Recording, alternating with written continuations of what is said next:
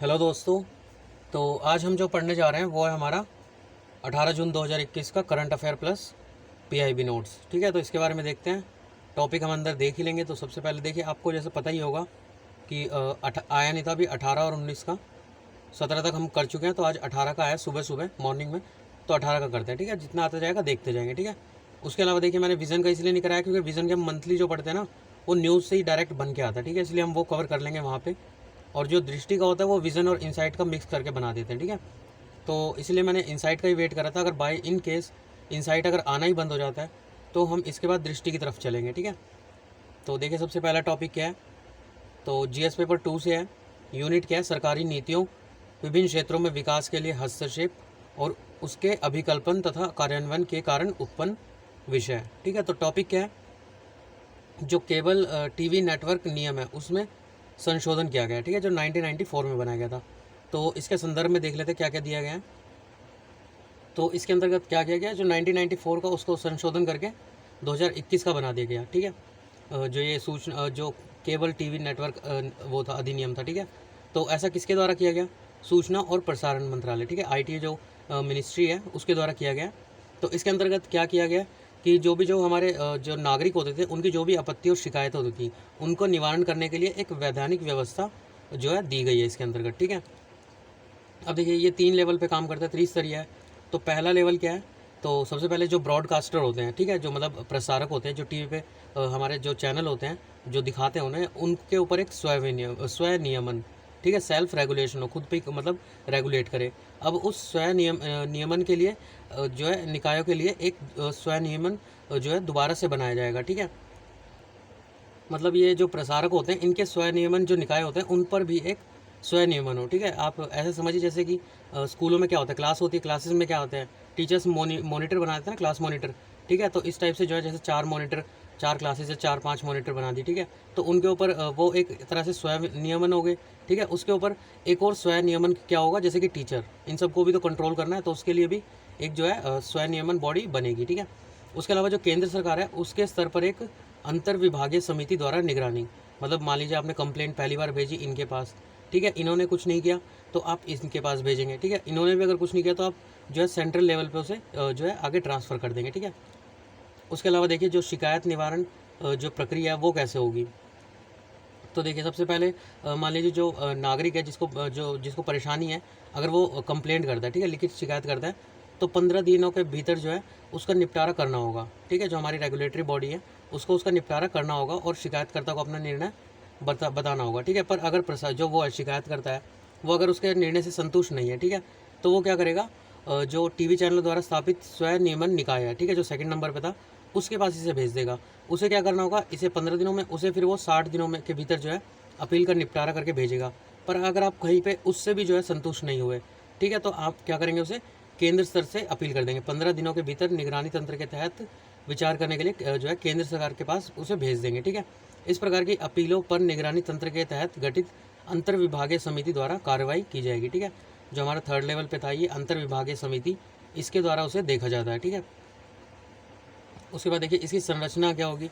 तो इसकी जो अध्यक्षता है वो सूचना और प्रसारण जो मंत्रालय होता है उसमें जो अतिरिक्त सचिव होते हैं ना उसके द्वारा की जाती है। ठीक है, उसके अलावा इसकी शक्तियाँ क्या होंगी। तो देखिए जो ये समिति होगी, जो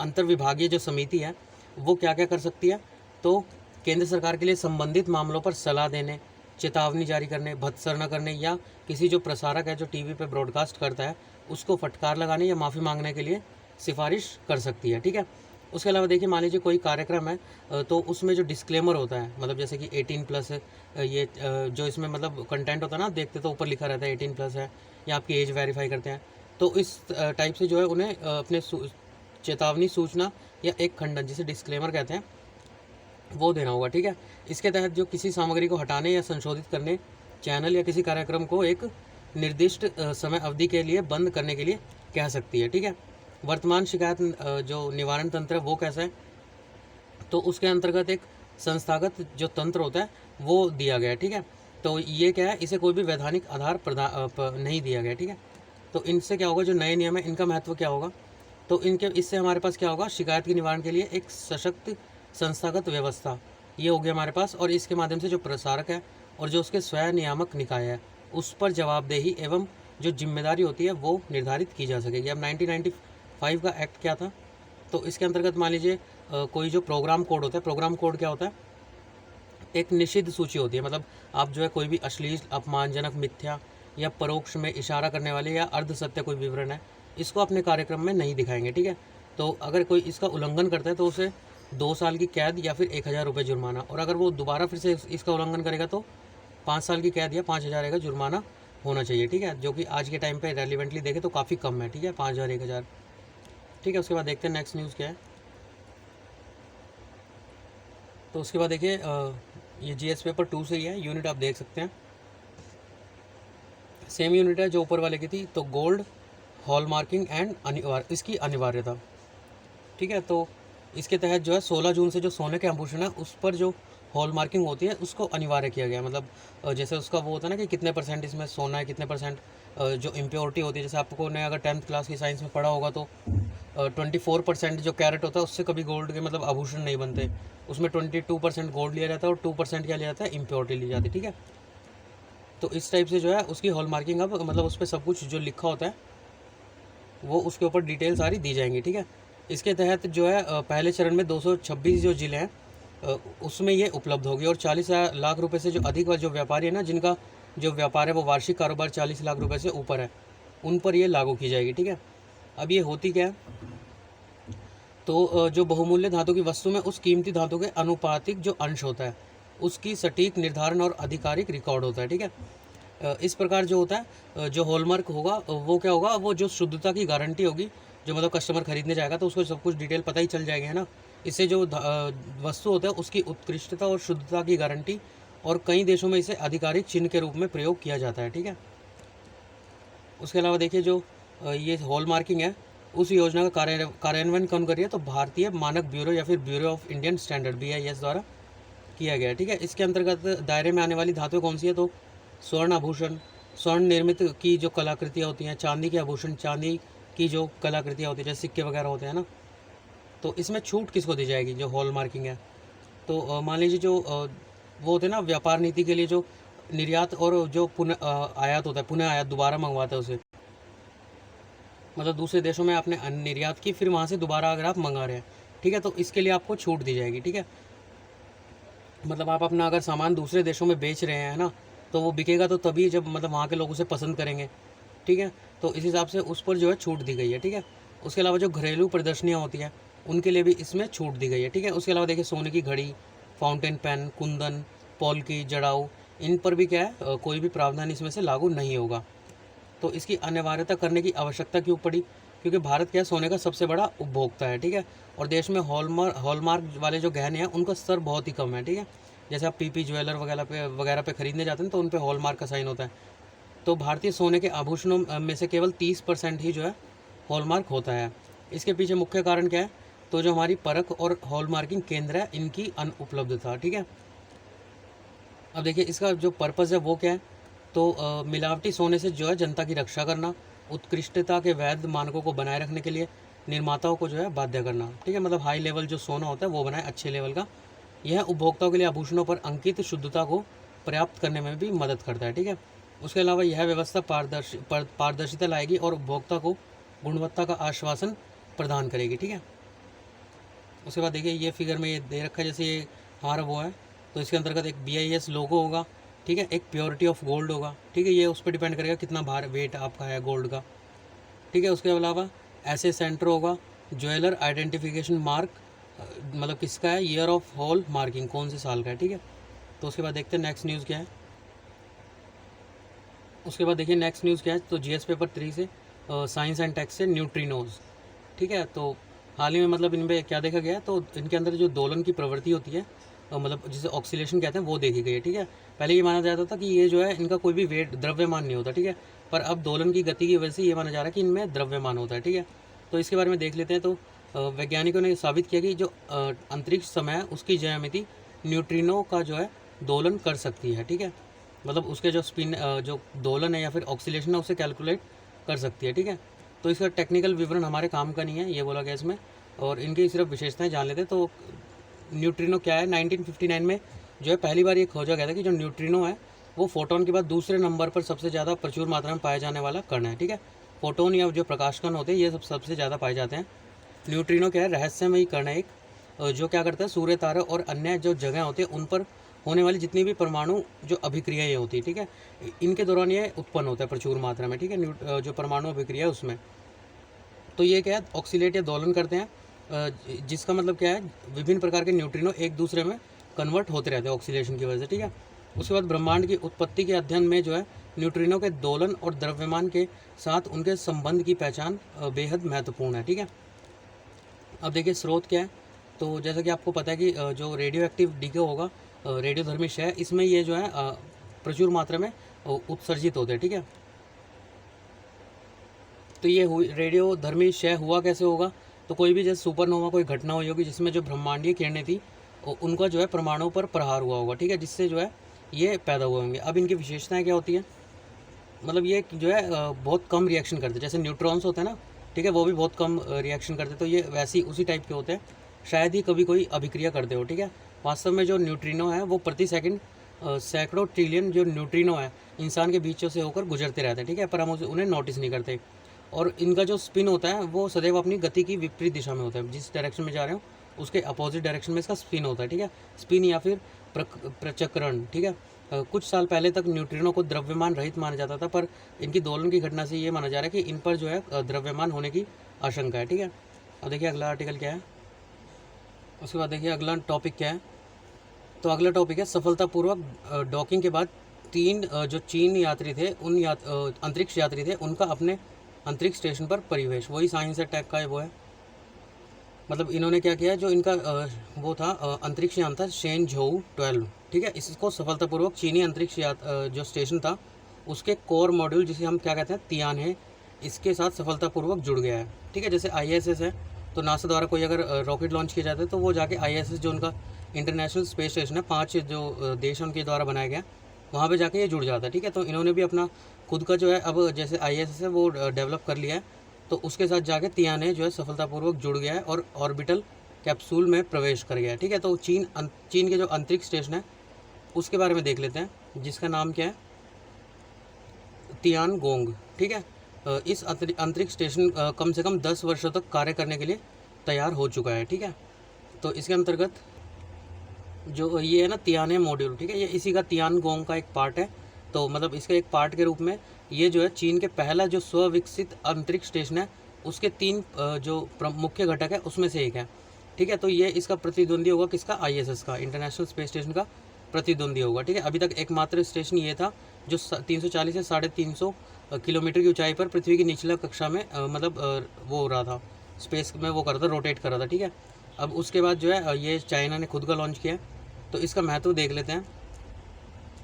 तो महत्व के लिए क्या करेगा कि जो पृथ्वी की निचली कक्षा है उसमें स्थित जो चीनी अंतरिक्ष स्टेशन है वो चीन की आकाशीय दृष्टि की भांति कार्य करेगा। मतलब इसका मेन काम क्या है, चीन की आकाशीय दृष्टि, जो आकाश से सबको देखता रहेगा, सारे देशों को ये ऊपर से, और यह चीन के अंतरिक्ष यात्रियों के लिए विश्व के बाकी हिस्सों का 24 घंटे जो है दृश्य प्रदान करेगा, 24 घंटे उन पर नज़र रखे रहेगा। ठीक है, विहंगम मतलब एक वृहद जो वो होता है दृष्टि वो रखे रहेगा। ठीक है, यह अंतरिक्ष स्टेशन चीन को 2030 तक एक प्रमुख अंतरिक्ष शक्ति बनने के लक्ष्य को हासिल करने में मदद करेगा। अब इसकी संबंधित चिंताएं क्या है, तो चाइना ने क्या किया है, उसको एक रोबोटिक आर्म से लेस कर दिया। ठीक है, तो जिससे जो है जो स्पेस वॉर होती है वो बढ़ने के चांसेस ज़्यादा हो जाएंगे। ठीक है, जिस पर अमेरिका द्वारा इसके संभावित सैन्य अनुप्रयोगों में उपयोग किए जाने पर चिंता जताई है। ठीक है, चिंता की बात यह है कि इस तकनीक का भविष्य में अन्य उपग्रहों के साथ माल युद्ध करने में इस्तेमाल किया जाएगा, मतलब स्पेस वॉर होने के चांसेस हो सकते हैं। अब ISS क्या है, तो 5 देशों द्वारा USA, Russia, Europe, Japan, Canada, इनके द्वारा एक मतलब संयुक्त रूप से जो है प्रोजेक्ट बनाया गया था। मतलब यहाँ पे जाके जितने भी हमारे स्पेस में जो वो रॉकेट वगैरह लॉन्च किए जाते हैं, जो यात्रियों के साथ लॉन्च किए जाते हैं, तो वो यहाँ पे जाके स्पेस से ऑब्जर्व करते हैं। ठीक है, चीन ने पहले भी भेजे थे तियांगोंग 1 और 2 नामक 2 परीक्षण अंतरिक्ष स्टेशनों को अंतरिक्षीय कक्षा में भेजे जा चुके हैं। ठीक है, अंतरिक्षीय कक्षा में। ठीक है, पर ये मतलब विफल हुआ। अब तीसरा इनका जो है सक्सेसफुल हुआ, तो उसके बाद इन्होंने अब जो है ये शेनझोउ 12 को नाम से जो है वो भेजा 3 चीनी यात्रियों के साथ। ठीक है, इसके बाद देखिए 2030 तक भारत भी अपना बना लेगा, ऐसा कहा जा रहा है। अगला टॉपिक क्या है, ट्विटर के लिए सेफ हार्बर दर्जा खोने का तात्पर्य है। तो इसके अंतर्गत जो ट्विटर था उसने 26 मई से जो नए आईटी नियम लागू होते उसको मतलब फॉलो नहीं किया, जिसकी वजह से जो है उनका मध्यस्थता दर्जा गवा दिया गया। ठीक है, तो ये होता क्या है, मध्यस्थता जो स्थिति होती है, तो सूचना प्रौद्योगिकी जो अधिनियम है उसकी धारा 2(1) के तहत क्या होता है, जो ये वे संस्थाएं होती है जो हमारी क्या करती है, हमें जो जानकारी है, सूचनाएं प्राप्त करती है, संग्रहित करती है, मतलब सूचना लेके उन्हें इकट्ठा करती है, फिर प्रसारित करती है। ठीक है, अथवा सूचनाओं के प्रसारण हेतु सेवा मतलब सर्विस जो है इसकी प्रोवाइड करती है। ठीक है, तो मध्यस्थता की श्रेणी के लिए क्या होता है, कंडीशन क्या है, किनको शामिल किया जाता है, तो दूर संचार सेवा प्रदाता, नेटवर्क सेवा प्रदाता, इंटरनेट सेवा प्रदाता, खोज इंजन, ऑनलाइन भुगतान साइट, ऑनलाइन नीलामी साइट, ऑनलाइन बाजार, यहाँ तक कि साइबर कैफ़े जो होते हैं वो भी इसी के अंतर्गत आते हैं मध्यस्थता की श्रेणी में। ठीक है, ये एक तरह का कोई पंजीकरण नहीं होता है, ये मतलब खुद मध्यस्थता का दर्जा सरकार द्वारा कोई पंजीकरण नहीं होता है। ठीक है, इसके लाभ क्या होंगे, मध्यस्थता दर्जा अगर किसी उसको मिल जाए, मान लीजिए आपने साइट खोली ऑनलाइन, अगर आपको मिल जाए तो उसके लाभ क्या होते हैं, तो जैसे ये कंपनियाँ, ट्विटर जैसी कंपनियाँ जो सूचना प्रौद्योगिकी अधिनियम है उसकी 79 के तहत जो तहत सुरक्षा प्रदान किया जाता है। मतलब मान लीजिए आपने